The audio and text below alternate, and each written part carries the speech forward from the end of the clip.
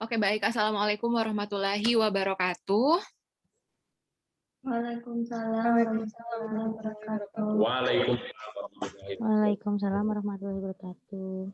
Oke, jadi selamat bergabung kembali di kelas TKP. Jadi hari ini kita akan bahas topik terkait anti radikalisme. Oke. Jadi ada beberapa topik yang akan kita bahas terkait anti radikalisme. Kita akan bahas tentang konsep radikalisme dulu, setelah itu langkah-langkah pencegahan terkait radikalisme di lingkungan kerja, setelah itu baru kita akan masuk ke contoh soalnya.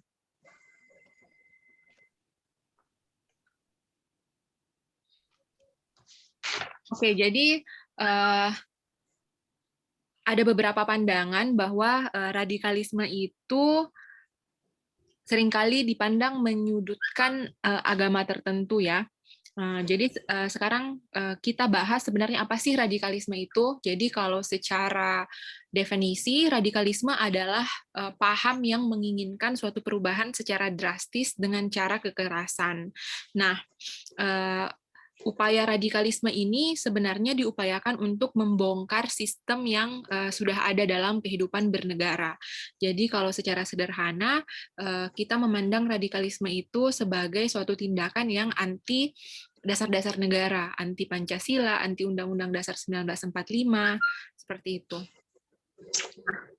Ada beberapa sikap yang bisa dikenali sebagai sikap radikal.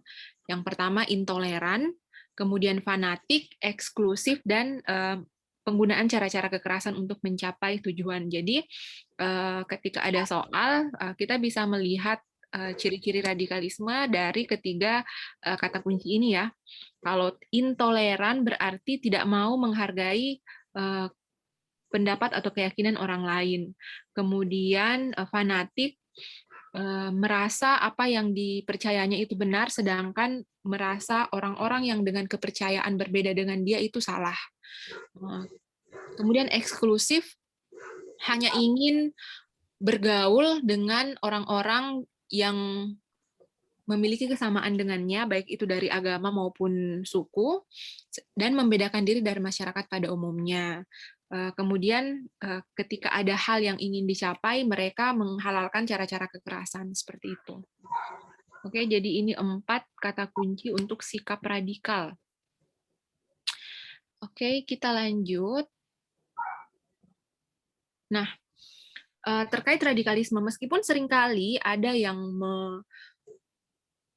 menyudutkan agama tertentu terkait radikalisme ini, sebenarnya radikalisme itu bisa ada di semua agama. Oke, nah, jadi baik dalam Islam, Kristen, Yahudi, Buddha, itu selalu terdapat orang-orang yang ekstremis seperti itu atau radikal. Nah, bahkan radikalisme juga bisa menjangkiti ideologi sekuler, misalnya di negara-negara seperti Amerika Serikat itu juga terdapat orang-orang yang radikal. Jadi sebenarnya radikalisme ini tidak hanya terkait agama ya, karena semua agama bisa saja terjangkiti radikalisme. Nah, kebetulan di Indonesia ini mayoritasnya beragama Islam. Nah, seperti itu, sehingga banyak yang menyangkut pautkan tindakan radikalisme ini dengan agama Islam, misalnya seperti itu. Oke. Sekarang pertanyaannya adalah, siapa sih kelompok radikal? Nah, jadi berdasarkan tipe gerakannya, kelompok radikal ini dapat kita bagi atau dapat kita golongkan menjadi 3 tipe. Nah, yang pertama ada orang-orang yang radikal melalui gerakan dakwah. Oke, yang pertama ini adalah orang-orang yang radikal melalui gerakan dakwah. Lalu ada orang atau kelompok radikal melalui gerakan politik dan juga kelompok kelompok teroris ya. Nah, gerakan radikal melalui gerakan dakwah ini adalah orang-orang yang memilih jalur dakwah untuk menyebarkan intoleransi. Jadi, cirinya adalah intoleran terhadap perbedaan, kemudian Jadi ini intoleran terhadap perbedaan, kemudian menyalahkan atau mengkafirkan agama lain yang berbeda dengan agama yang mereka anut. Jadi ini yang terkait kelompok pertama ya. Kalau ditinjau dari bahayanya sebenarnya tidak begitu nampak bahayanya karena tidak merusak, misalnya tidak melakukan kekerasan secara fisik, hanya menyebarkan pemahaman-pemahaman intoleran, tetapi kenapa ini juga tetap berbahaya? Karena ini merupakan tahap awal yang bisa menjadi lebih parah ketika ini berkembang menjadi terorisme. Jadi sikap intoleran ini ada pada tahap awal untuk menanamkan sikap eksklusif. Jadi radikalisme melalui gerakan dakwah ini adalah tahap awal dalam menanamkan sikap intoleran dan juga eksklusif. Nah, selanjutnya kelompok kedua adalah kelompok yang kelompok radikal melalui gerakan politik. Nah, ciri dari kelompok ini adalah keinginan mereka untuk mengganti ideologi negara. Misalnya dengan menegakkan dasar-dasar agama tertentu. Nah, sementara di Indonesia kan kita dasar negaranya Pancasila ya, sehingga ketika ingin diganti dengan dasar agama tertentu, maka itu tentu bertentangan dengan dasar negara Indonesia. Nah, jadi intinya gerakan radikal melalui gerakan politik ini ingin mengganti ideologi negara. Bentuk radikalisme ini membangun wacana ideologis karena mereka ingin melaksanakan ideologi berdasarkan agama tertentu dan menolak ideologi yang saat ini sudah ada di Indonesia atau sudah disepakati oleh para pendiri bangsa, yaitu Pancasila. Oke, kemudian yang ketiga adalah kelompok teroris. Nah, kelompok ini sudah melakukan tindakan-tindakan kekerasan fisik ya. Jadi ciri kelompok teroris ini adalah adanya tindakan kekerasan yang kalau kekerasan berarti merugikan secara fisik. Nah, jadi kelompok ini untuk mencapai tujuannya mereka menghalalkan pembunuhan, pengeboman dan kekerasan lainnya. Oke, nah tiga kelompok ini sebenarnya adalah pengelompokan secara garis besar. Dan pada prakteknya ini bisa merupakan kombinasi dari ketiganya. Oke, nah selanjutnya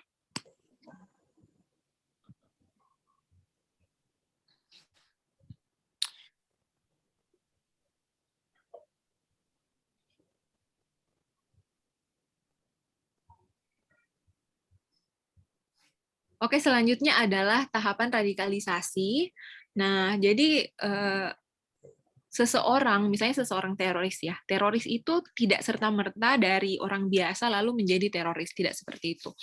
Tetapi orang yang terjatuh dalam perangkap radikalisme ini sebenarnya telah mengalami beberapa tahapan. Nah, secara umum tahapan-tahapan itu adalah yang pertama, terpapar melalui pemahaman, lalu meningkat menjadi radikalis ketika terpapar secara sikap, dan akhirnya menjadi teroris ketika terpapar dari segi tindakan.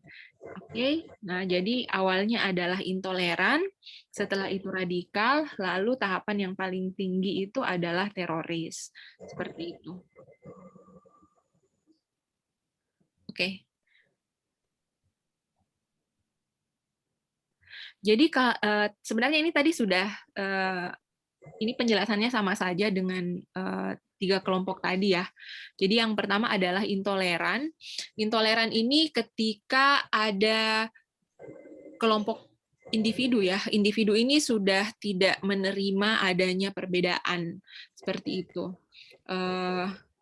Jadi ini menentang perbedaan, dan salah satu sikap intoleran adalah ketika mereka menentang pemenuhan hak warga negara yang berbeda dengan apa yang mereka yakini, seperti itu. Kemudian orang-orang yang radikal ini mulai aktif, kalau yang kelompok yang kedua ya, sudah lebih tinggi, orang-orang yang radikal ini aktif menyalahkan orang lain yang berbeda keyakinan atau berbeda suku dengan mereka. Tapi mereka meskipun menyalahkan tidak sampai melukai secara fisik. Oke, jadi ini bisa misalnya dengan ujaran kebencian dan sebagainya. Nah, kalau terorisme ini sudah melakukan kekerasan-kekerasan seperti itu dan menyebabkan kerugian fisik. Data is king. There's so much information out there. We need new ways to make sense of it. To help us to live out fear.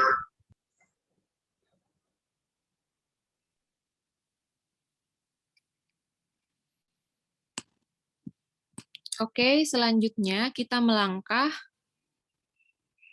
Oke, ini pertanyaannya adalah apa sih yang perlu kita lakukan untuk menangkal radikalisme?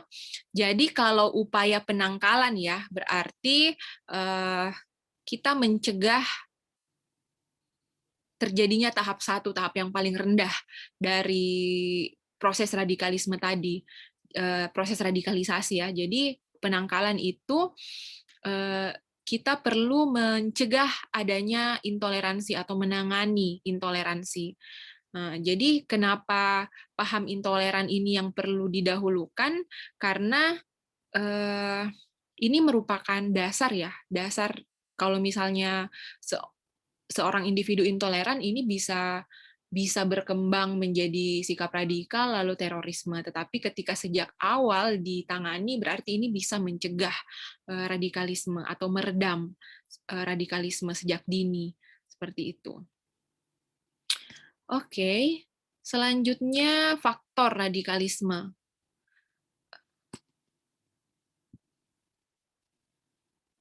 Jadi ada beberapa faktor yang bisa menyebabkan berjalannya proses radikalisasi. Nah, yang pertama bisa berupa faktor domestik atau faktor internasional ataupun faktor budaya.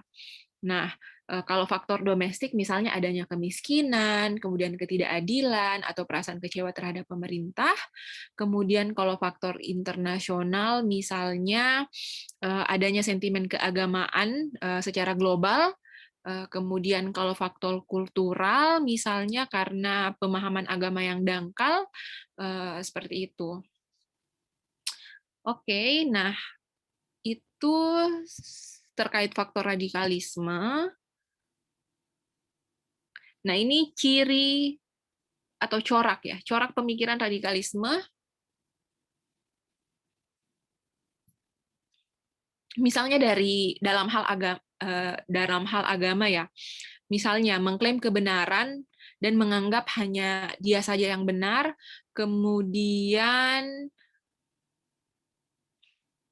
cenderung mempersulit agama, menganggap agama mubah atau sunnah seakan-akan wajib, dan hal-hal yang makruh menjadi haram. Kebanyakan tidak melalui tahapan yang gradual, tetapi overdosis dan tidak pada tempatnya, mudah mengkafirkan orang yang tidak sependapat dengannya dan menggunakan cara-cara kekerasan. Kemudian ciri-ciri paham radikal dalam konteks keagamaan, misalnya ingin membuat negara Islam, kemudian menggunakan jihad sebagai pilar perjuangan untuk mewujudkan tujuan utama, lalu tidak mengakui Pancasila sebagai ideologi negara, seperti itu. Dan ingin mengganti dengan ideologi dengan syariat Islam, seperti itu. Misalnya ya, kalau dari sudut pandang agama.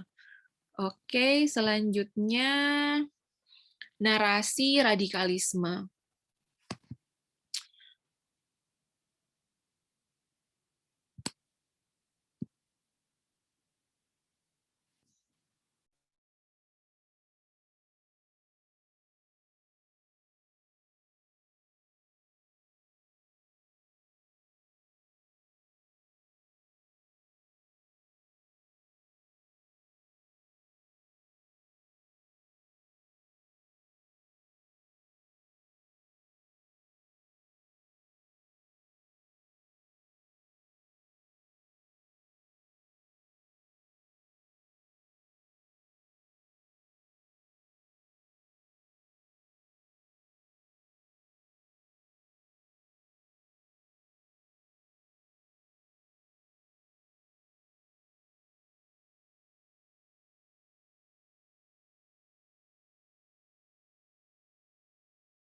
Oke, ini jaringannya agak sedikit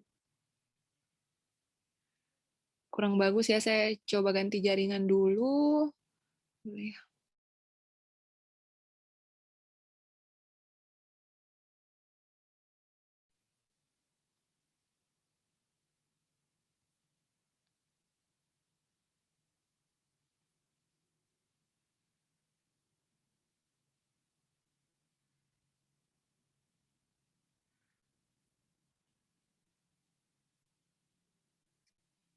Oke, nah sekarang adalah narasi radikalisme. Jadi narasi radikalisme ini adalah narasi-narasi yang dimasukkan secara halus dan dibungkus dengan dalih keagamaan misalnya. Nah, narasi dari radikalisme ini adalah yang digunakan untuk menjerumuskan seorang individu dalam proses radikalisasi seperti itu. Nah, pola narasi ini bertingkat mulai dari narasi keagamaan, lalu narasi sosial kemasyarakatan, hingga narasi politik ideologis. Oke, nah kita lihat misalnya apa sih narasi keagamaan yang digunakan untuk menjerumuskan seorang individu dalam proses radikalisasi. Misalnya yang pertama, harus kembali pada agama yang benar dan meninggalkan cara yang lama. Pentingnya perubahan total dalam beribadah dan berpakaian. Pengkafiran kelompok yang berbeda, bahkan keluarga sendiri. Kemudian mewajibkan hal-hal yang sunnah, lalu mengharamkan hal-hal yang mubah. Kemudian narasi sosial kemasyarakatan. Misalnya, harus memilih teman dan atasan yang punya satu keyakinan. Kalau dengan orang-orang yang keyakinannya berbeda, tidak boleh bergaul. Misalnya, kemudian menghindari bekerja di instansi dan perusahaan yang tidak sesuai dengan ajaran agama. Harus bekerja dengan instansi yang sesuai dengan ajaran agama yang dianut. Memilih keluar dari lembaga dan institusi yang dipimpin oleh orang yang agamanya berbeda. Memilih untuk bersosialisasi hanya dengan komunitas seagama. Kemudian narasi politik misalnya, umat sedang disolimi dan ditindas oleh negara dan kelompok. Ada konspirasi negara dan asing untuk memerangi umat. Pemerintah yang ada tidak memihak, bahkan memusuhi agama, dan seterusnya. Intinya, orang-orang itu diberikan narasi-narasi yang membuat mereka tidak percaya lagi kepada negara, seperti itu. Oke, nah selanjutnya, apa sih perbuatan yang bisa mengarah pada radikalisme? Oke, jadi ini ada beberapa tahapan. Jadi ketika melihat tindakan-tindakan seperti ini, berarti ini adalah indikasi tindakan yang mengarah pada radikalisme. Misalnya yang pertama, ujaran kebencian terhadap Pancasila, Undang-Undang Dasar, Bhinneka Tunggal Ika, dan NKRI. Jadi ini ujaran kebencian terhadap pilar-pilar negara. Kemudian ujaran kebencian terhadap salah satu agama atau salah satu suku atau golongan yang berbeda dengan golongannya. Kemudian itu yang pertama ya. Jadi mengungkapkan suatu ujaran berupa kebencian terhadap kelompok lain ataupun pilar-pilar negara. Kemudian yang kedua, menyebarluaskan ujaran kebencian melalui sosial media, misalnya dengan meng-share, merepost. Jadi meskipun bukan Anda yang pertama kali membuat ujaran kebencian itu, tetapi Anda ikut meng-share atau menyebarluaskan ujaran kebencian itu, berarti itu termasuk dari tindakan radikalisme. Kemudian melakukan kegiatan yang mengarah pada kegiatan menghina atau memprovokasi kebencian terhadap pilar-pilar negara, kemudian keikutsertaan pada organisasi-organisasi yang bertentangan dengan pilar-pilar negara, kemudian menggunakan atribut-atribut yang bertentangan dengan pilar-pilar agama, dan juga melakukan pelecehan terhadap pilar-pilar negara ya tadi, kemudian melakukan pelecehan terhadap simbol negara, seperti itu. Oke. Nah, sekarang pertanyaan selanjutnya, apa yang bisa kita lakukan jika kita menemukan radikalisme di lingkungan kerja? Oke, nah, Jadi ada 3 tindakan yang bisa dilakukan. Yang pertama ada tindakan pencegahan, kemudian tindakan persuasif, dan juga intervensi. Nah, untuk tindakan pencegahan, ini dilakukan untuk mencegah penyebaran ide-ide radikal dan ancaman radikalisme. Misalnya, menutup media penyebaran radikalisme di lingkungan kerja. Kemudian untuk tindakan persuasif bisa dilakukan dengan membujuk individu atau kelompok agar tidak terpapar ide-ide radikal dan tindakan radikalisme. Nah, kalau tindakan persuasif ini berarti kalau kita membujuk seseorang untuk tidak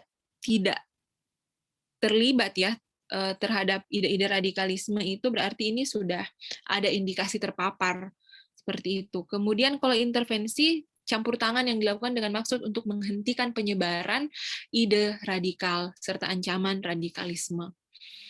Oke. Kemudian ini langkah-langkah yang lebih detail terkait langkah pencegahan.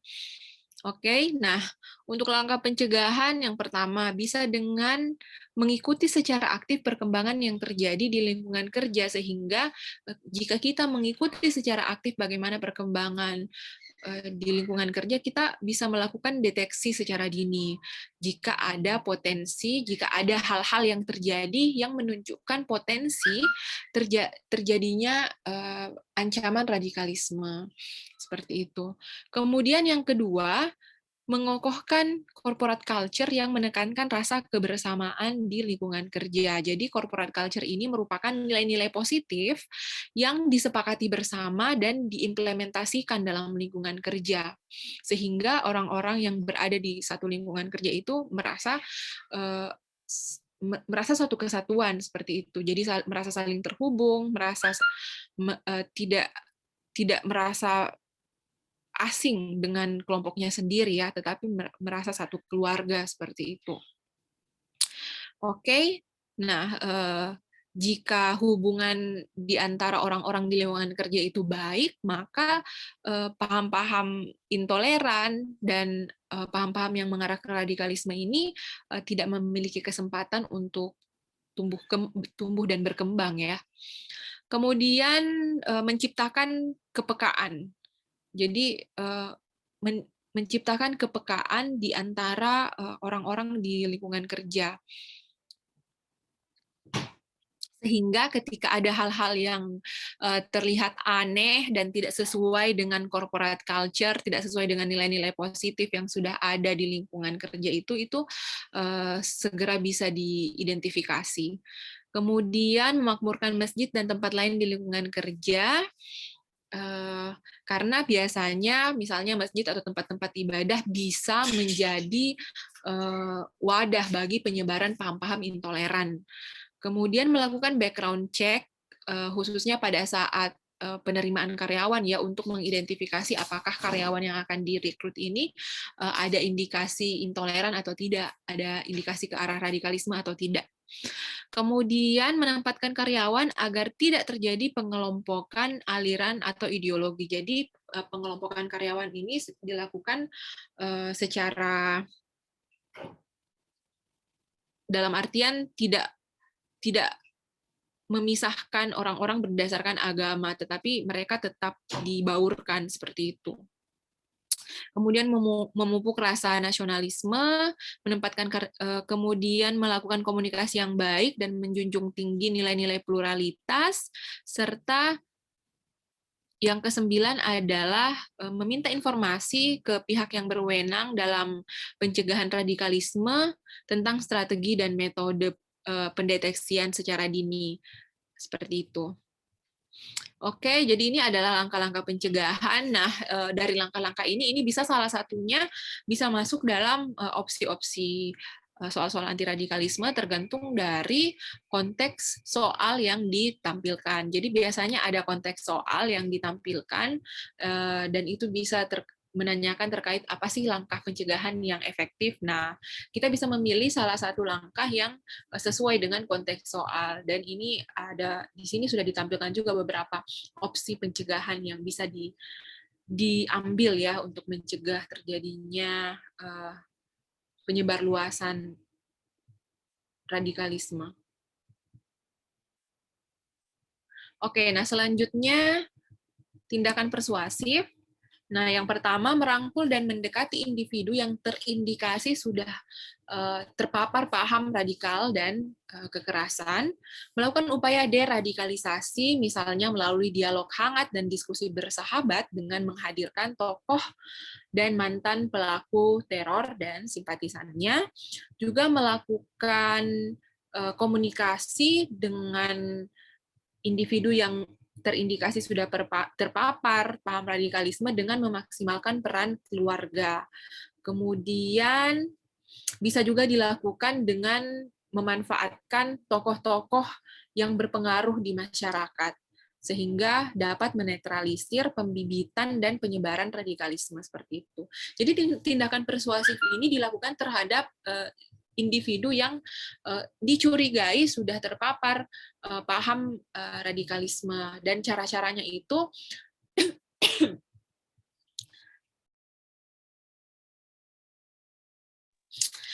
tidak dilakukan dengan kekerasan atau dengan cara memaksa ya, tetapi tetap dilakukan pendekatan-pendekatan personal atau memanfaatkan keluarga atau memanfaatkan tokoh masyarakat seperti itu. Jadi dialognya harus dilakukan dengan cara bersahabat seperti itu. Oke, selanjutnya setelah tindakan tadi tindakan pencegahan, lalu tindakan persuasif. Nah, yang ketiga ini adalah tindakan intervensi. Nah, tindakan intervensi yang bisa dilakukan di antaranya yang pertama, jika ada karyawan yang terpapar radikalisme, kita bisa melapor ke BNPT dan Densus untuk mendapatkan petunjuk tentang langkah yang perlu dilakukan. Bisa juga dilakukan pelaporan ke pihak yang berwenang.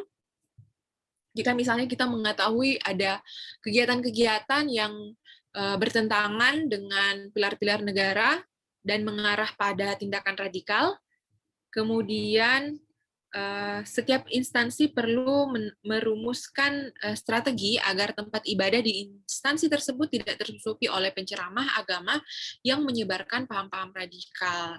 Seperti itu. Oke, jadi itu tadi beberapa tindakan yang perlu kita lakukan ya, yang dapat kita lakukan untuk mencegah radikalisme, baik itu tindakan persuasif, kemudian tindakan pencegahan, persuasif, maupun intervensi.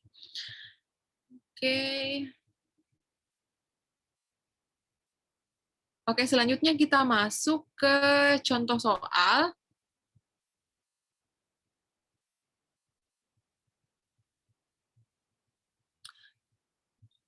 Oke, ini contoh soal pertama, silahkan dijawab di chat room.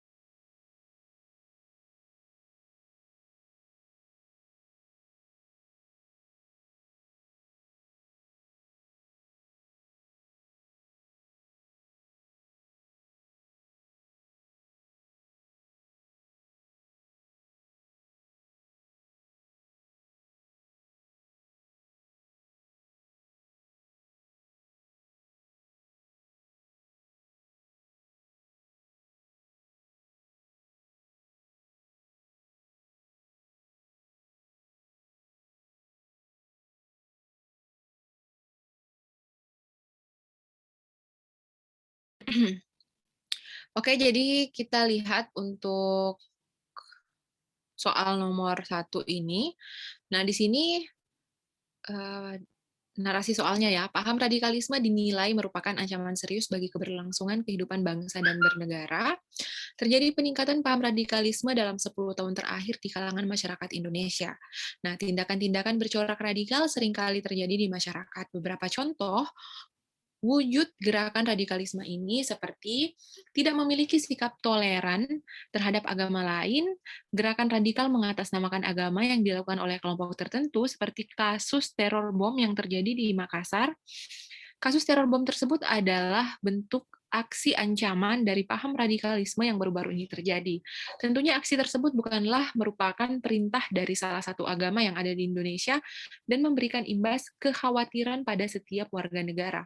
Setiap memberikan rasa khawatir juga memberikan kerusakan, ketakutan, dan guncangan psikis di masyarakat di seluruh pelosok negeri. Salah satu peristiwa di atas adalah contoh paham radikalisme yang ada di Indonesia. Bentuk ancaman di atas merupakan pelanggaran Pancasila, sila yang berlambang apa? Oke, jadi kalau misalnya kita kembali ya mereview lambang-lambang sila. Sila yang pertama itu lambangnya bintang ya, bintang emas. Kemudian yang kedua ini adalah rantai. Kemudian yang ketiga pohon beringin. Kemudian yang keempat, kepala banteng. Kemudian yang kelima, padi dan kapas. Oke, nah bintang emas ini ketuhanan ya. Ketuhanan, kemudian rantai emas ini kemanusiaan, pohon beringin ini persatuan, kepala banteng permusyawaratan ya. Padi dan kapas ini keadilan sosial. Oke, jadi untuk menjawab pertanyaan ini berarti ini dihubungkan dengan butir-butir sila Pancasila. Nah, yang kita garis bawahi di sini, paham radikalisme ini merupakan ancaman bagi keberlangsungan kehidupan berbangsa dan bernegara ya. Nah, yang di sini yang diangkat adalah kasus teror bom. Nah, imbasnya adalah kekhawatiran kepada setiap warga negara. Oke, nah ini ditanyakan termasuk pelanggaran sila keberapa? Oke, jadi yang jelas tidak termasuk di sini, ini bukan sila keempat ya, kemudian bukan juga sila kelima ya, karena ini sila kelima tentang keadilan sosial, kemudian ini keempat terkait permusyawaratan. Jadi yang ada padi dan kapas dan kepala bantengnya langsung kita eliminasi, kepala banteng dieliminasi, kemudian padi dan kapas dieliminasi, kepala banteng dieliminasi. Oke, kemudian sekarang tersisa dua opsi ya. Dua opsi itu apakah rantai emas dan pohon beringin atau pohon beringin dan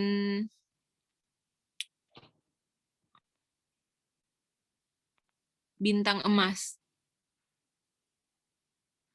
Ini kita baca ya. Bagian B, rantai emas dan pohon beringin sebab nilai kemanusiaan yang sudah tidak ada dan memberikan rasa takut kepada bangsa. Selain itu, sikap intoleran menyebabkan kerukunan antar umat agama antara umat agama dan bangsa rapuh. Oke, kemudian yang bagian C, pohon beringin dan bintang emas. Sebab nilai kemanusiaan dalam diri pelaku sudah tidak ada dan sudah sepantasnya tidak menyeimbangi dari kewajiban sebagai manusia. Oh, kita lihat. Kalau rantai emas ini berarti nomor Nomor berapa sih? Ini nomor 2 ya. Bagian B itu 2 dan 3. Kemudian kalau pohon beringin dan bintang emas ini adalah 3 dan 1 ya. Bintang emas 3 dan 1.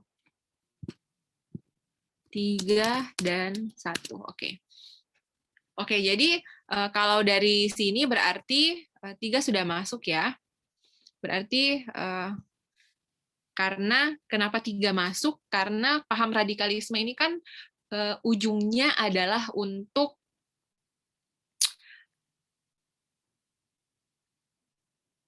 menentang pilar-pilar negara ya, menentang pilar-pilar negara, berarti itu masuk di persatuan.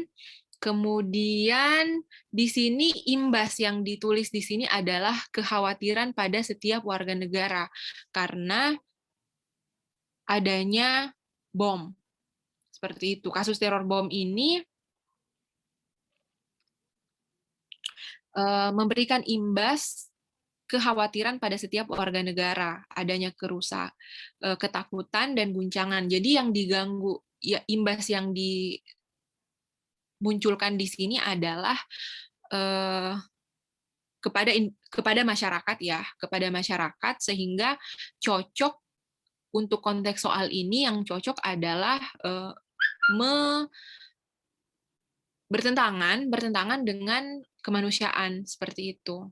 Oke, jadi untuk soal ini yang lebih cocok adalah 2 dan 3. Seperti itu. Jadi untuk konteks soal ini termasuk bentuk pelanggaran pada sila yang berlambang rantai emas dan pohon beringin. Seperti itu. Oke. Selanjutnya kita melangkah. Jadi kalau ini salah satu tips ya, kalau misalnya soalnya panjang-panjang, kita tentu akan kehabisan waktu kalau misalnya harus membaca semua dari A sampai E. Jadi langsung saja cari kata kunci yang sudah pasti salah. Nah, kalau kita sudah dapat yang pasti salah, langsung lihat yang pasti salah ada di pilihan mana, langsung dieliminasi tanpa harus dibaca keseluruhan. Nah, kita memanfaatkan waktunya untuk fokus menganalisis di antara 2 jawaban yang kemungkinan benar dan tidak mengandung opsi yang sudah pasti salah, seperti itu. Oke, nah selanjutnya kita melangkah ke nomor 2.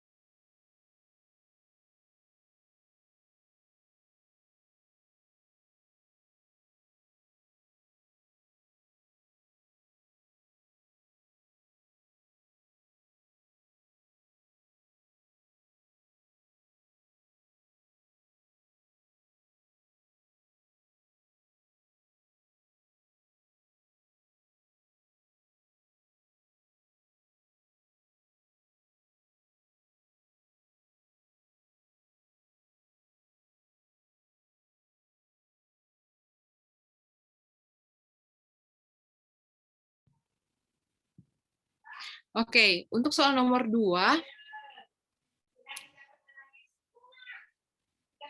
Oke, untuk soal nomor 2, gerakan radikalisme merupakan ancaman serius terhadap nilai-nilai luhur Pancasila. Nah, pertanyaannya, ancaman radikalisme ini bisa diminimalisir, salah satunya upaya untuk titik-titik. Nah, kita lihat pilihan A, menyebarkan informasi tersebut guna untuk diketahui oleh masyarakat luas bahwa benar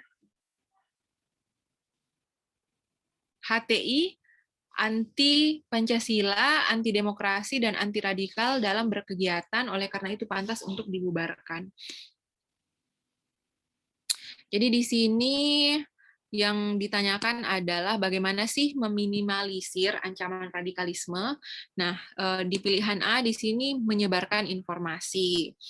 Kemudian yang kedua, memberikan penguatan positif kepada masyarakat agar tidak mudah hanyut, tidak mudah terhasut, dan ikut terhadap ormas yang tidak menjunjung tinggi cita-cita bangsa dan pilar-pilar NKRI lainnya ya.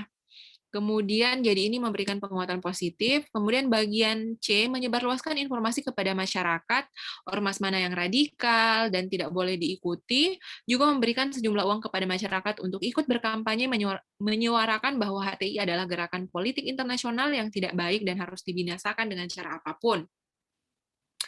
Kemudian memberikan informasi seluas-luasnya kepada masyarakat bahwa HTI bukan ormas yang baik, melainkan organisasi politik yang radikal, dan meminta masyarakat untuk tidak mengikutinya.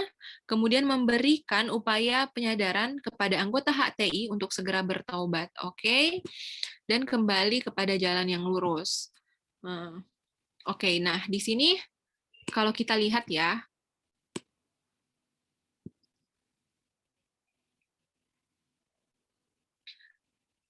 upaya untuk meminimalisir pengembangan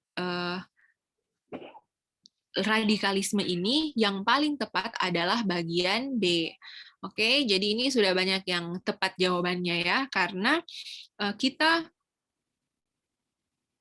memberikan penguatan kepada masyarakat agar masyarakat ini tidak mudah terpapar dan terhanyut oleh narasi-narasi radikalisme. Sedangkan yang lain ini hanya menyebarkan informasi bahwa organisasi ini misalnya radikal, seperti itu. Tetapi kalau ini kita memberikan bekal kepada masyarakat agar mereka dapat menangkal dan tidak mudah terhanyut ketika terpapar oleh narasi-narasi radikalisme.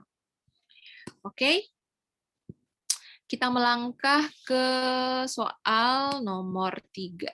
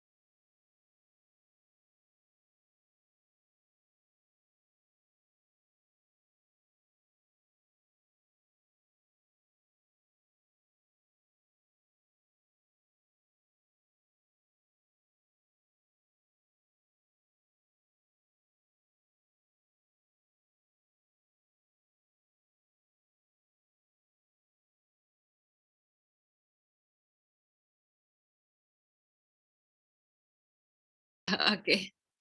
Ada yang pilih A ya. Waduh, kita lihat ya di sini. Nah, di sini posisinya yang mencari sahabat Anda itu adalah BNPT ya. Nah, kalau sudah BNPT yang mencari, itu artinya sudah ada data yang ditemukan bahwa sahabat Anda ini terlibat dalam kasus-kasus terkait terorisme. Nah, sebagai seorang sahabat, apa yang Anda lakukan? Nah, tadi kita sudah bahas secara teori bahwa ketika sudah ada orang yang terpapar, maka tindakan yang tepat adalah intervensi ya. Dan salah satu hal yang bisa kita lakukan adalah dengan melaporkan. Jadi ketika ada BNPT yang bertanya, maka yang bisa kita lakukan adalah memberikan informasi dalam artian bersikap kooperatif. Oke.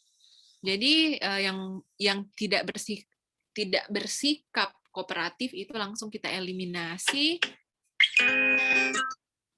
Yang bagian A kita eliminasi, kemudian ini juga kita eliminasi. Ini juga kurang tepat ya, karena ada negatif di sini, hati Anda terasa berat mengatakannya. Ini juga negatifnya di sini terpaksa. Jadi yang paling tepat di sini adalah memberikan informasi keberadaan sahabat Anda agar sahabat Anda itu bisa menyadari bahwa perilakunya salah, karena nantinya akan ditangani oleh BNPT seperti itu. Jadi yang solutif ini adalah bagian B. Oke. Kita lanjut ke soal nomor 4.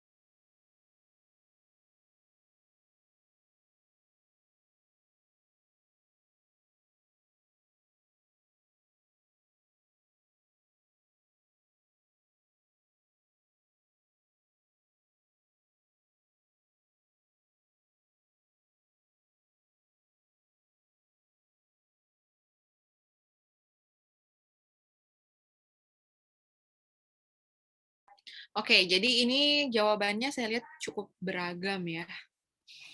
Ada C, D, B. Oke. Nah, kita lihat. Jadi aspek radikalisme itu bisa diintegrasikan dengan konteks yang beragam ya. Nah, di sini konteksnya posisi Anda sebagai pimpinan ya, karena dipercayakan untuk memimpin suatu tim. Anda dipercaya menjadi ketua dari tim khusus. Oke?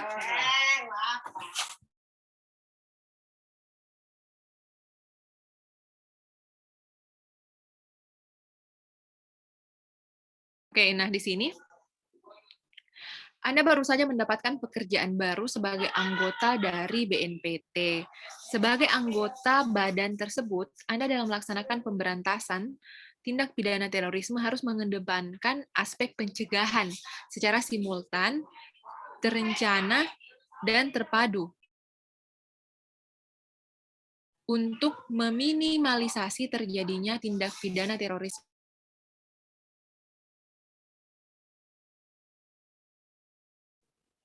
Oke. Pencegahan secara optimal dilakukan dengan melibatkan kementerian atau lembaga terkait serta seluruh komponen bangsa melalui kesiapsiagaan nasional dan seterusnya. Nah, pada suatu hari ada suatu kasus terorisme yang terjadi dan Anda diminta untuk segera membentuk tim khusus untuk menangani kasus terorisme tersebut. Dipercaya sebagai ketua tim. Nah, padahal Anda adalah anggota baru yang belum mengenal rekan kerja Anda. Nah, bagaimana sikap yang tepat? Oke, jadi di sini adalah yang pertama ya, diberi amanah sebagai pemimpin untuk melaksanakan suatu tugas. Berarti sebagai seorang yang profesional, yang harus kita lakukan adalah menerima amanah tersebut. Oke, nah kemudian yang kedua, di sini yang kita garis bawahi adalah kita adalah anggota baru yang belum mengenal rekan kerja, sementara kita harus memilih anggota tim. Nah, kita kembali lagi ke konsep membentuk tim yang efektif. Oke? Jadi ini ada unsur profesionalisme. Tim yang efektif itu harus dasarnya ya. Apa sih dasar dalam memilih anggota tim? Jadi anggota tim yang efektif itu dasar pemilihannya adalah konsep profesionalisme, expertise masing-masing, jadi keahliannya masing-masing.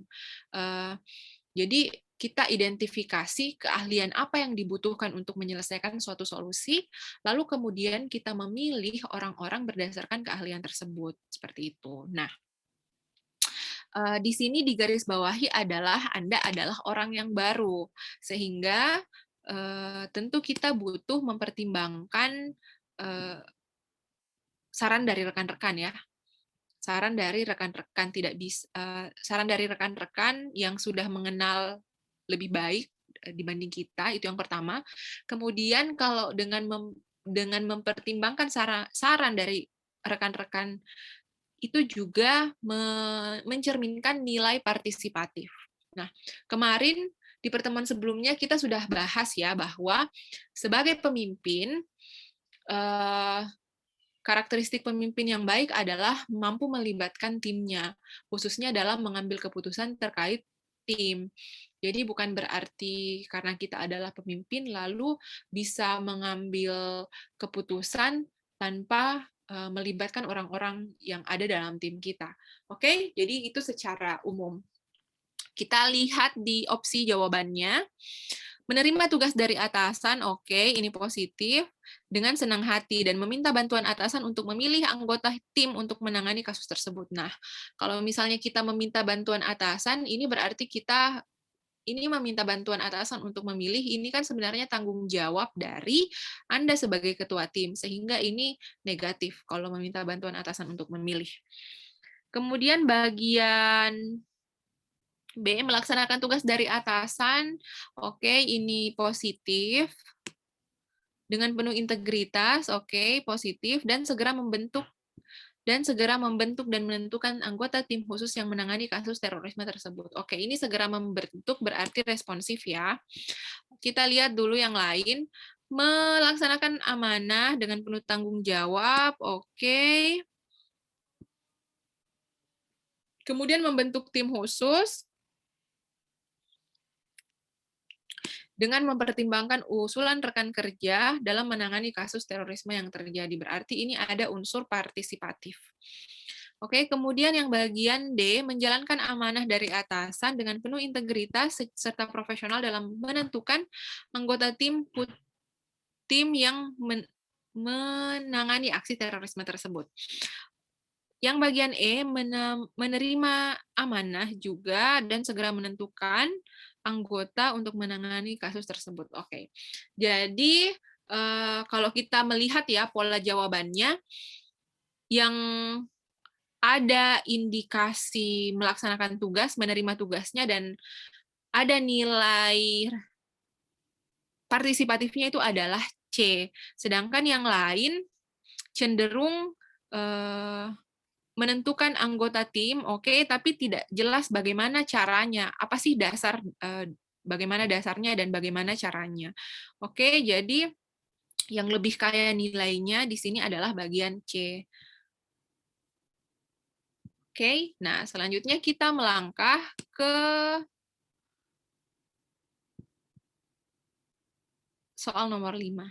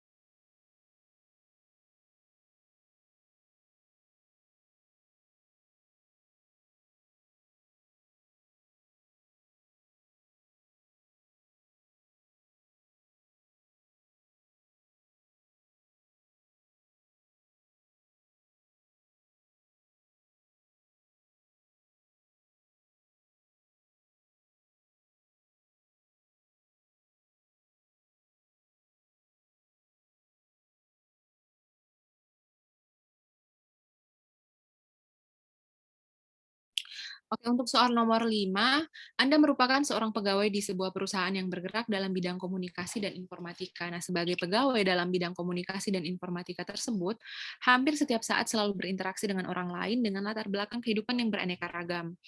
Nah, beberapa hari yang lalu ada seorang yang melaporkan ke perusahaan Anda yang mengatakan bahwa salah satu di antara pegawai yang bekerja di perusahaan Anda telah terpapar paham radikal. Hal ini membuat pimpinan terkejut dan menginginkan untuk segera mengadakan rapat internal bagi semua pegawai untuk di perusahaan tersebut. Nah, besok pagi akan diadakan sebuah diskusi dan semua pegawai diminta untuk memberikan usulan terkait isu radikal yang masuk ke perusahaan Anda. Nah, bagaimana sikap yang tepat? Oke, kita baca dulu ya.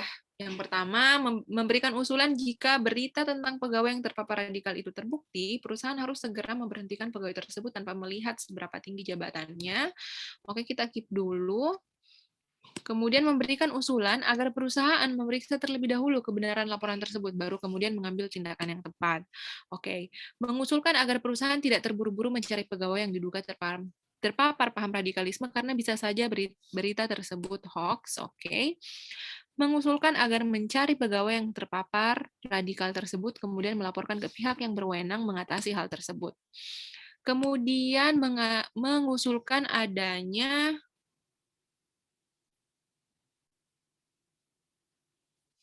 apa ya ini? Untuk semua pegawai agar mereka tidak terpapar radikalisme. Oke. Nah, kita lihat konteks di soal. di sini ada seseorang yang melaporkan ke perusahaan Anda dan mengatakan bahwa salah satu di antara pegawai yang bekerja di perusahaan Anda telah terpapar paham radikalisme. Oke. Nah, di sini konteksnya berbeda dengan soal yang tadi. Kalau soal yang tadi itu yang mencari, yang datang ke kantor Anda adalah BNPT. Nah, itu kalau BNPT kan berarti tentunya sudah berdasarkan bukti yang jelas ya. Nah, kalau ini seseorangnya tidak jelas. Oke, seseorangnya tidak jelas. Oke, jadi sehingga konteks ketika kita menerima berita adalah tidak respon, tidak mudah terprovokasi ya, dalam artian kita harus cek and recheck dulu apakah benar beritanya atau tidak. Sehingga langkah pertama yang harus dilakukan adalah memberikan usulan agar perusahaan memeriksa terlebih dahulu kebenaran laporan tersebut. Kalau memang benar, baru kemudian mengambil tindakan yang tepat. Jadi kalau untuk nomor 5 ini, bagian B, ini sesuai dengan konteks soal, karena di soal ini belum jelas seseorang ini siapa. Seperti itu. Dan ini sehingga perlu diidentifikasi dulu apakah laporannya benar atau tidak, baru kemudian kalau benar dilakukan tindakan yang sesuai.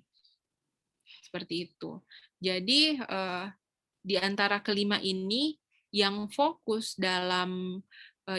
untuk mencari tahu dulu kebenaran, melakukan check and recheck dulu, memverifikasi berita itu hanya B ya, yang lain itu cenderung tidak bersesuaian dengan konteks soal. Seperti itu.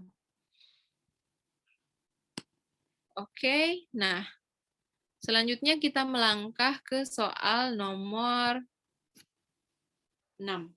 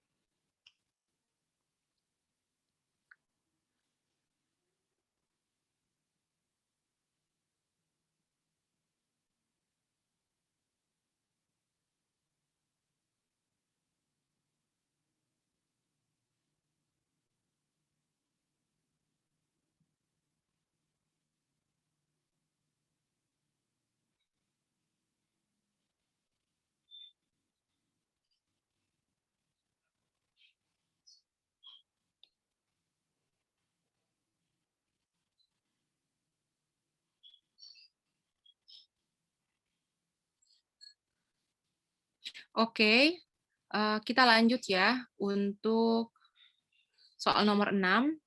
Nah, di sini yang ditanya, di sini Anda adalah seorang pimpinan divisi di suatu perusahaan yang bergerak di bidang penyediaan jasa. Nah, di perusahaan Anda belakangan ini sedang marak aksi-aksi radikalisme. Atasan Anda berencana untuk membuat program yang dikhususkan untuk mencegah. Oke, jadi di sini yang kita garis bawahi, Anda pimpinan divisi ya. Kemudian ini mencegah masuknya paham radikalisme dalam lingkungan kerja di perusahaan. Oleh karena itu, seluruh pegawai diharapkan mengusulkan sebuah ide program untuk mencegah paham radikalisme. Nah, program yang dibuat atau diusulkan tersebut harus berbasis data dan fakta lapangan, sehingga diharapkan dapat menjadi solusi nyata dan efektif untuk menangkal masuknya paham radikalisme. Nah, menurut Anda di antara hal-hal yang di sini, yang mana yang paling efektif untuk pencegahan? Berarti ini di tahap awal ya, untuk mencegah orang terpapar. Kita lihat bagian A, mengusulkan program kegiatan literasi dengan membangun sudut baca di salah satu ruang kantor dan memprogramkan kegiatan literasi yang terjadwal. Jadi ini ada program literasi yang terjadwal. Oke, kemudian mengusulkan kegiatan sosialisasi anti radikalisme secara berkala. Kemudian ini mengadakan makan bersama seluruh pegawai setiap 1 bulan 1 kali, membentuk tim siber khusus untuk ini makan bersama ya. Kemudian ini membentuk tim siber khusus untuk mengatasi postingan dan komentar pegawai di sosial media. Oke, ini tim siber khusus. Kemudian ini merancang aplikasi pelaporan online bagi karyawan yang melakukan dugaan radikalisme, sehingga penyebaran radikalisme di lingkungan kantor dapat cepat teratasi. Oke, ini aplikasi pelaporan online ya. Oke, kita lihat dulu tadi pola-pola jawabannya. Oke, ini lumayan beragam. Ada yang A, B, lebih banyak B ya, dan banyak yang E. Ada beberapa yang E. Oke. Nah,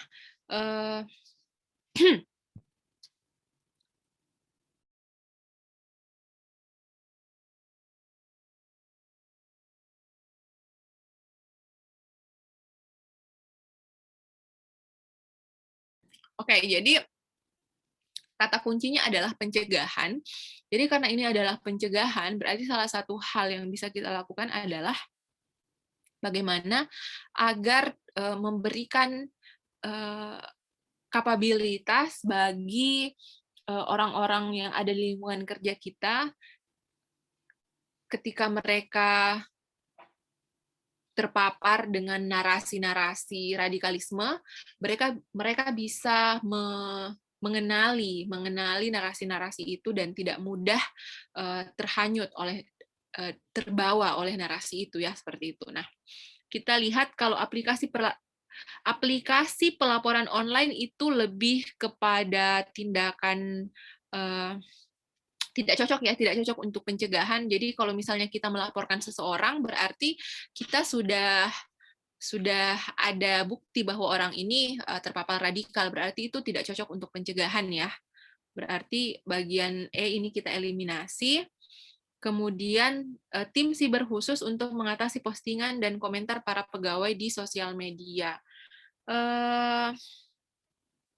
Kalau untuk tim siber khusus untuk mengatasi postingan dan komentar para pegawai di sosial media. Nah, komentar yang dimaksud ini kan berarti komentar-komentar terkait radikalisme itu berarti penyebarluasan ujaran kebencian ya. Jadi kalau pegawai sudah menyebarluaskan ujaran kebencian, membuat atau meng-share, berarti mereka sudah terpapar. Berarti ini juga bagian D juga tidak termasuk dengan tidak cocok dengan tindakan pencegahan. Kemudian mengadakan makan bersama seluruh pegawai kantor setiap 1 bulan 1 kali. Oke, ini salah satu tindakan pencegahan. Salah satu tindakan pencegahan tadi adalah dengan membangun positive culture ya, positive corporate culture. Oke, tapi kalau misalnya konteks makan bersama setiap 1 bulan 1 kali, ini kurang cocok dengan konteks soal, karena di soal dikatakan program pencegahan yang berbasis data dan fakta, dan dapat menjadi solusi efektif untuk menangkal masuknya paham radikalisme. Oke, jadi ini kurang cocok juga. Nah, sekarang kita bandingkan antara A dengan B. Kalau bagian A mengusulkan program kegiatan literasi dengan membangun sudut baca di salah satu ruangan kantor dan memprogramkan kegiatan literasi yang terjadwal. Kemudian bagian B mengusulkan kegiatan sosialisasi anti radikalisme kepada seluruh pegawai kantor secara berkala. Oke. Jadi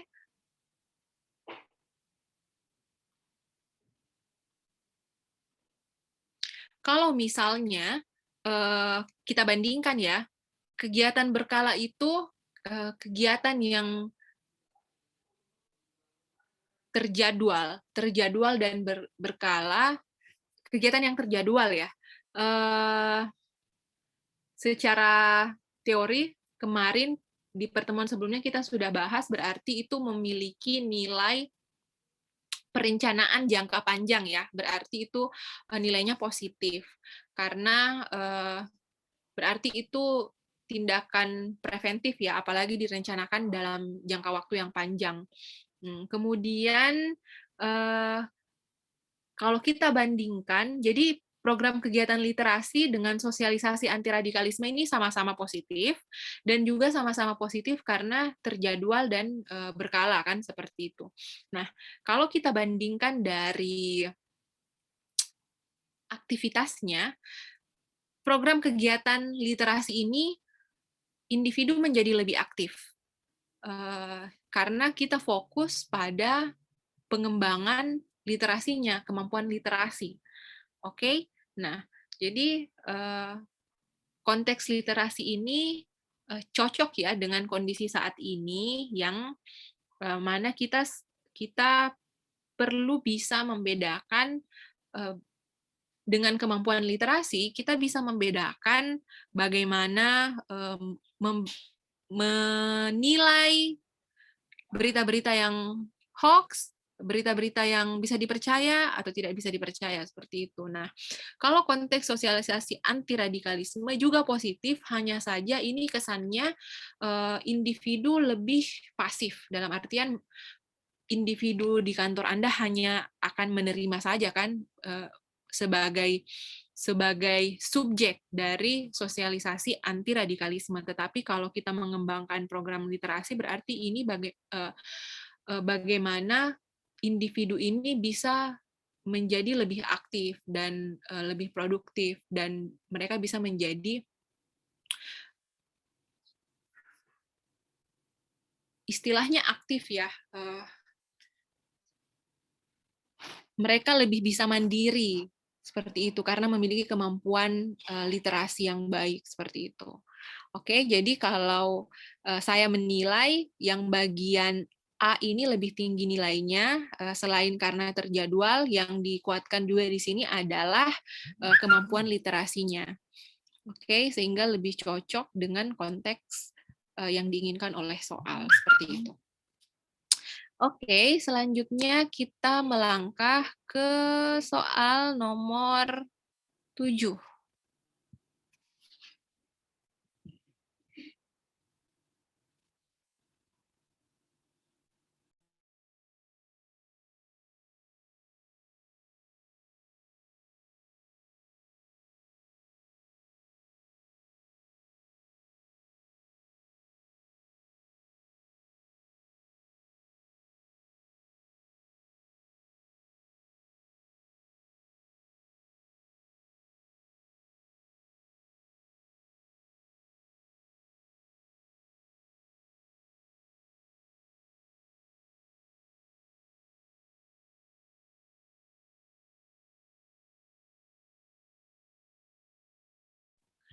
Oke, kita lihat untuk nomor 7.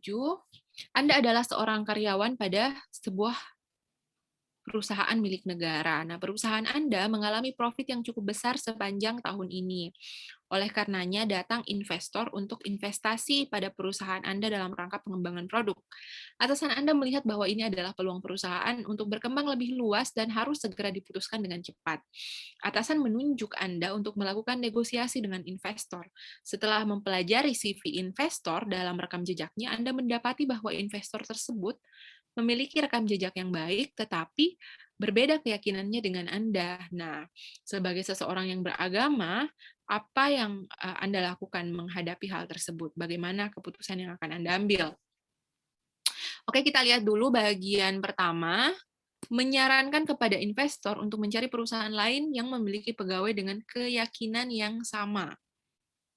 Oke, nah kalau ini berarti ini sebenarnya soalnya ingin menilai apakah kita mau bekerja sama dengan orang yang berbeda keyakinan dengan kita. Karena jika kita tidak mau bekerja sama dengan orang yang berbeda keyakinan dengan kita, itu adalah indikasi intoleran.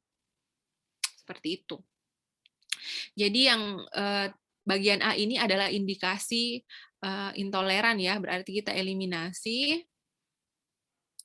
Dia tidak tepat. Kemudian bagian B menyetujui tawaran investor dengan syarat produk yang dikembangkan hanya dikhususkan pada segmen agama tertentu. Nah, ini negatif ya, ciri-ciri radikalisme. Kemudian menolak tawaran investor karena dianggap memiliki misi dalam bidang agama. Nah, ini juga nih tidak tepat. Bagian D menyetujui tawaran investor bahwa produk dikembangkan untuk kemajuan perusahaan dan menyumbang kontribusi untuk negara. Oke, ini positif. Kita lihat bagian E, menimbang kembali dan segera melaporkan kepada atasan untuk mendapatkan saran lebih lanjut. Nah, ini berarti Anda tidak menunjukkan Anda tidak berkompeten ya, karena sebenarnya sudah diberikan wewenang oleh pimpinan. Kalau sudah diberi wewenang, maka tentu harus diselesaikan tugasnya. Oke, nah yang lebih tepat adalah, jadi satu-satunya yang lebih tepat dengan nilai yang sesuai dengan konteks soal adalah D. Oke, kita lanjut. Jadi saya lihat tidak ada masalah ya. Jadi satu suara untuk nomor 7 ini tidak ada masalah. Kita lanjut nomor 8.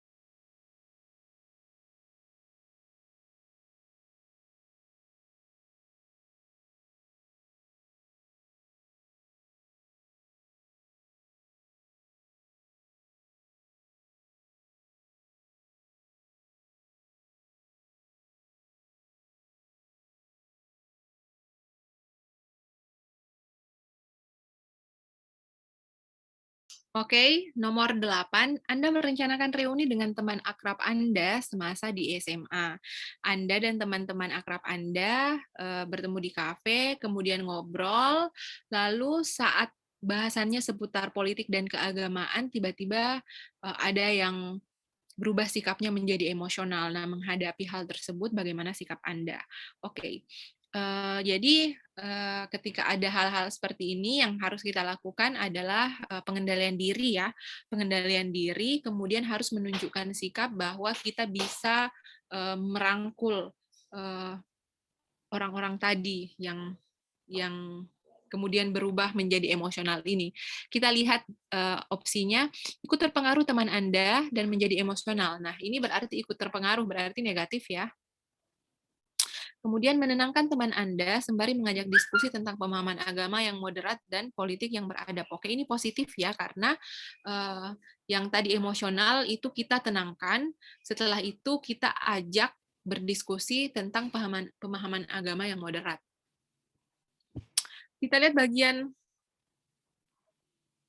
C, meneruskan obrolan agar semakin emosi. Nah, ini malah memperkeruh suasana, kita eliminasi.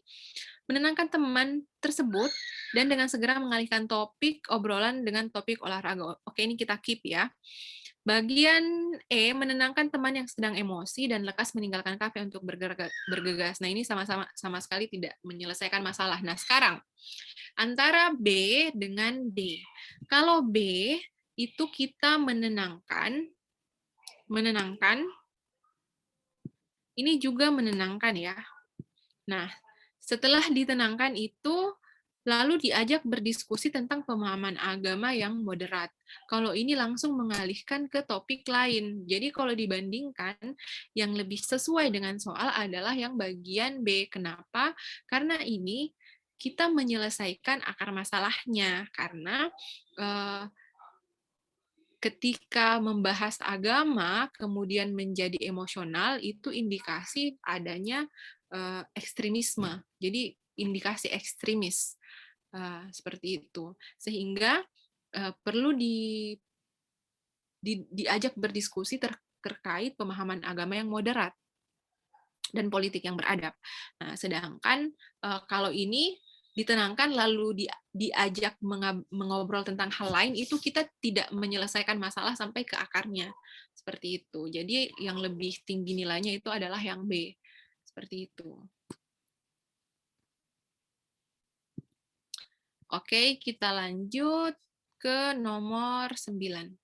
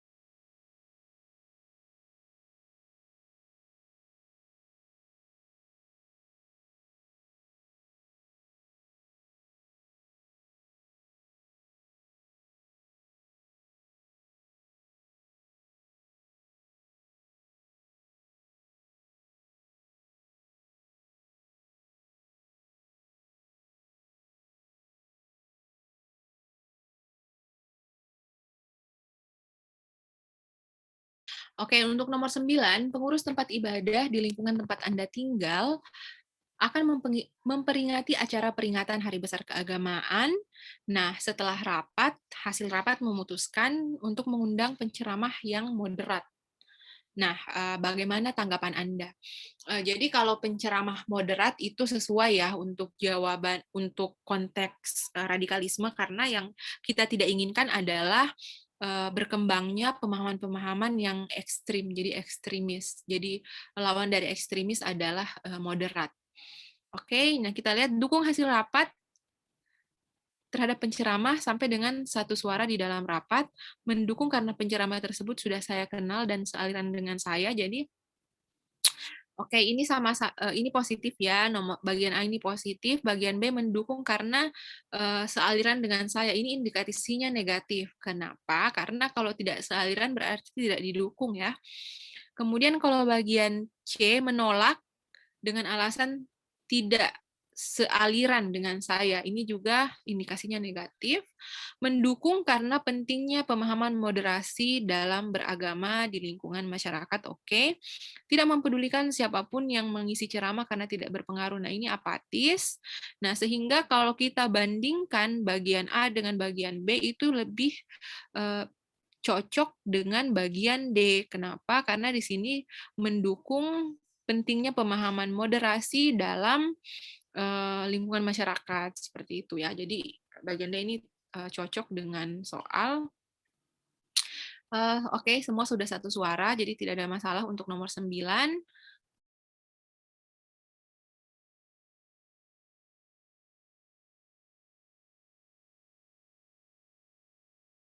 Oke, jadi kita bahas satu lagi nomor. Kita masuk ke nomor 10. Dulu ya.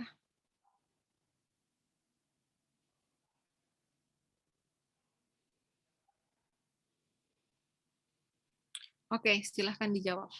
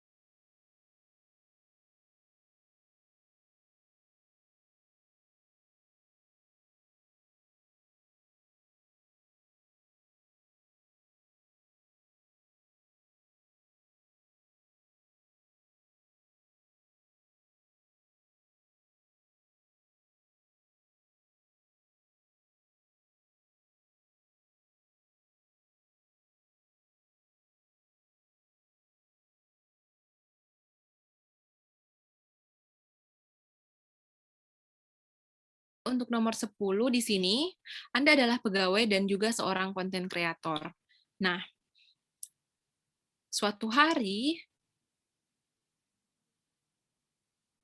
karena mengetahui Anda memiliki follower yang banyak, pimpinan menginstruksikan Anda untuk membuat postingan anti radikalisme dan pengamalan ideologi Pancasila sebagai upaya untuk menyebarkan pesan pencegahan masuknya paham radikalisme di kantor Anda maupun kepada masyarakat secara luas.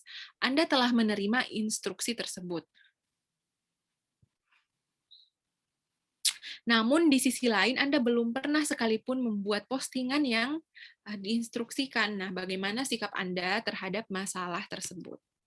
Oke, jadi yang pertama menolak dengan halus. Jadi kalau misalnya untuk konteks soal ini ya, karena kita diberi tanggung jawab, tetapi ada tantangan terhadap tanggung jawab tersebut, maka kita harus menunjukkan sikap yang mau menerima tantangan dan mau berusaha untuk memberikan yang terbaik. Jadi ini juga adalah konteks profesionalisme juga. Jadi anti radikalisme tetapi ada unsur profesionalismenya. Oke, jadi yang menolak ini negatif ya. Kita eliminasi. Kemudian bagian B, menerima instruksi sembari mengajukan proposal untuk permintaan tambahan kuota internet. Oke, menerima itu positif, tetapi ini ekornya yang negatif karena meminta tambahan dana. Oke, kita eliminasi. Kemudian bagian C, melaksanakan instruksi pimpinan dengan segera. Saya sesegera mungkin belajar untuk membuat postingan anti radikalisme dan berusaha mengintegrasikannya dengan postingan pendidikan. Oke, jadi profesional mengikuti perintah dan juga menunjukkan semangat, optimisme, dan kemauan untuk mau belajar ya. Jadi ini bagian C ini positif. Kemudian bagian D, melaksanakan instruksi pimpinan dengan menyampaikan syarat bahwa akan membuat akun sosial media baru khusus untuk konten anti radikalisme. Oke, ini kita keep dulu bagian D. Bagian C, menerima instruksi pimpinan dengan menyampaikan bahwa tidak bisa dengan cepat memposting. Oke, berarti ini positif negatif ya. Di sini tidak bisa dengan cepat, berarti ini negatifnya. Tidak responsif. Oke, nah kalau kita bandingkan B dengan, bukan ya, C dengan D, di bagian D itu kita membuat akun sosial media baru. Nah, kalau sosial media baru berarti belum tentu followersnya banyak ya, sehingga impact-nya itu bisa lebih rendah kalau dibandingkan misalnya kita menggunakan sosial media yang sekarang, tetapi dengan berupaya mengintegrasikan itu dengan konten yang ada saat ini. Sehingga yang lebih tepat dengan soal dan yang lebih kaya nilai adalah bagian C. Oke. Nah, di sini semua sudah aman ya, semua sudah pilih C. Jadi secara umum itu contoh-contoh soal anti radikalisme. Intinya adalah bagaimana kita memahami tahapan secara definisi radikalisme itu apa, kemudian tahapan-tahapan radikalisme seperti apa saja, lalu tindakan-tindakan yang bisa dilakukan di lingkungan kita ketika ada indikasi terjadinya radikalisme, baik itu mulai dari pencegahan, persuasi, sampai intervensi. Oke, sampai di sini ada pertanyaan?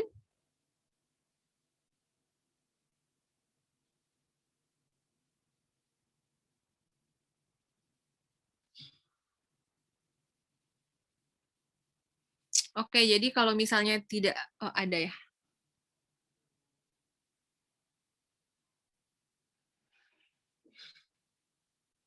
Oke, file TKP 2 pertemuan hari ini, 2 pertemuan ke belakang, 2 pertemuan terakhir ya. Oke, jadi insya Allah saya share. Jadi yang pertemuan terakhir itu nanti saya akan share melalui Uncle Wira ya, dan untuk hari ini juga nanti akan saya share.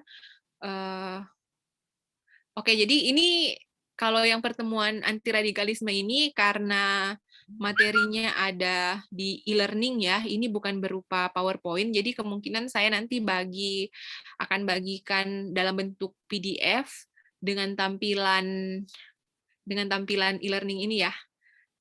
Jadi nanti bisa langsung dibaca saja. Dan Oke, jadi akan saya share materinya melalui Uncle Wira, nanti bisa diakses. Oke.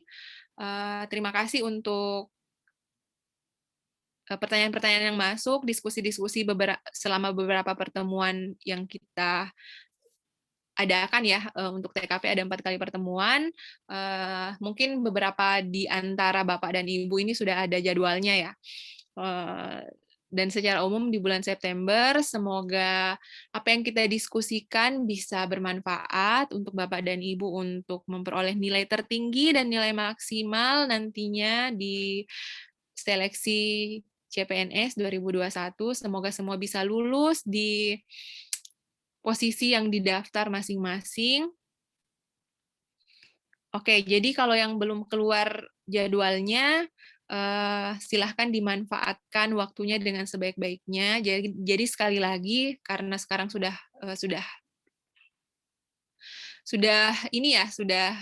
dekat waktunya. Jadi salah satu skill adalah skill manajemen waktu yang perlu dipertajam. Selain membaca soal, usahakan setiap hari diluangkan waktunya untuk try out kerjakan 110 soal dalam 100 menit. Jadi semakin sering berlatih itu nanti semakin terasah kemampuan manajemen waktunya. Oke, sekali lagi untuk soal TKP dipahami secara teori, kemudian dipahami bagaimana secara cepat membaca kata kunci pada soal, lalu dicocokkan dengan kata kunci pada jawaban. Selalu ingat skill untuk mengeliminasi dulu yang tidak tepat, lalu di antara jawaban yang benar, silahkan dibandingkan nilai yang paling kaya. Insya Allah opsi yang mencerminkan nilai-nilai yang lebih banyak, insya Allah itu yang paling tinggi nilainya. Oke, terima kasih untuk diskusi kita hari ini. Semoga bisa bermanfaat. Wassalamualaikum warahmatullahi wabarakatuh. Waalaikumsalam warahmatullahi wabarakatuh. Terima kasih. Insya Allah nanti saya segera share materinya dan juga videonya.